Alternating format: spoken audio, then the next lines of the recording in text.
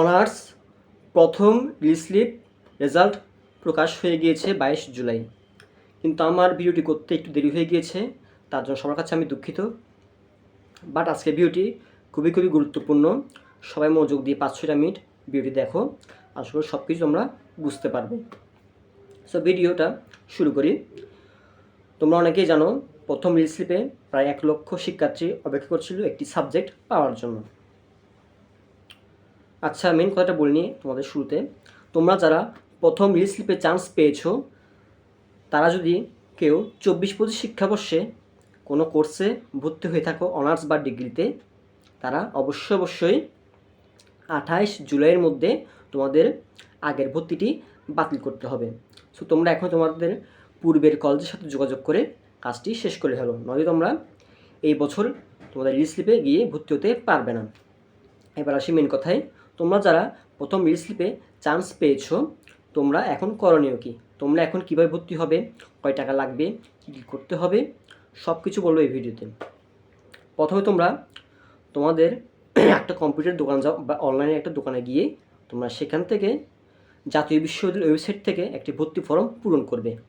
জাতীয় বিশ্ববিদ্যালয়ের ওয়েবসাইট থেকে একটি ভর্তি ফর্ম পূরণ করবে। সেখান থেকে তোমরা একটা কলেজ কপি, একটা স্টুডেন্ট কপি পাবে। ঠিক সেমভাবে তোমরা যে কলেজ চান্স পেয়েছো, ওই কলেজে গিয়ে ওই কলেজের ওয়েবসাইট থেকে ঠিক সেমভাবে আবারও একটি ভর্তি ফর্ম পূরণ করবে এবং সেখান থেকেও তোমরা একটি স্টুডেন্ট কপি এবং কলেজ কপি পাবে। এরপর কী করবে, তোমাদের ওইসব কপি তোমরা জোগাড় করার পর তোমরা তোমাদের অনলাইন পেমেন্টটা করে দেবে। মানে তোমাদের কলেজ থেকে যে টাকাটি চেয়েছে ভর্তির জন্য, কেউ 5,000 খুঁজবে, কেউ 6,000 খুঁজবে, আর বেসরকারিতে একটু বেশি খুঁজে 10,000 প্লাস, তোমরা সেই টাকাটা অনলাইনের মাধ্যমে পেমেন্ট করে দেবে। আবার অনেক কলেজ বলবে যে তোমরা সোনালী ব্যাংকের মাধ্যমে পেমেন্ট করো, ওই ব্যাংকের মাধ্যমে পেমেন্ট করো, তারা তোমরা ওইভাবেই পেমেন্টটা করবে। আর যারা অনলাইনে পেমেন্ট করতে পারলে তোমরা সেখানে তারা অনলাইনে পেমেন্ট করে দেবে।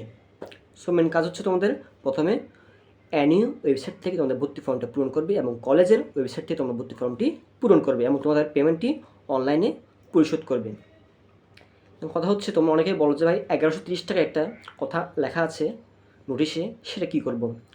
1130 টাকা সম্পূর্ণ কলেজের কাজ, তোমার কোনো কাজ নাই, তুমি শুধু ভর্তির টাকাটা পেমেন্ট করে দিলে হয়ে যাবে।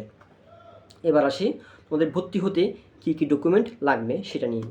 প্রথমে তোমাদের লাগবে জাতীয় বিশ্ব ওয়েবসাইট থেকে ভর্তি ফর্মের মেন কপি, মানে কলেজ কপিটা, সেটা 1 সেট ফটোকপি বা 2 সেট ফটোকপি, আর একটা মেন কপি যেটা দিয়েছে কলেজ কপি, সেটা নিয়ে ফেলবে।